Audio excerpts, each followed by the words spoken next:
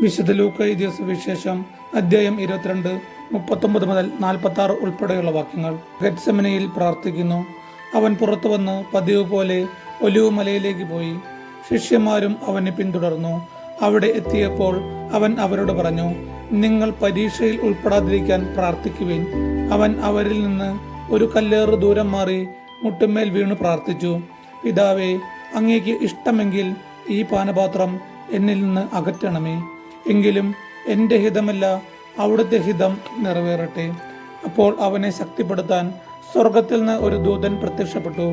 അവൻ തീവ്രവേദനയിൽ മുഴുകി കൂടുതൽ തീക്ഷ്ണമായി പ്രാർത്ഥിച്ചു. അവൻ്റെ വിയർപ്പ് രക്തത്തുള്ളികൾ പോലെ നിലത്ത് വീണു. അവൻ പ്രാർത്ഥന കഴിഞ്ഞ് എഴുന്നേറ്റ് ശിഷ്യന്മാരുടെ അടുത്ത് വന്നപ്പോൾ അവർ വ്യസനം നിമിത്തം തളർന്ന് ഉറങ്ങുന്നത് കണ്ടു. അവൻ അവരോട് ചോദിച്ചു, നിങ്ങൾ ഉറങ്ങുന്നതെന്ത്? പരീക്ഷയിൽ അകപ്പെടാതിരിക്കാൻ ഉണർന്നിരുന്ന് പ്രാർത്ഥിക്കുവിൻ. നമ്മുടെ കർത്താവായ യേശുവിനെ സ്തുതി.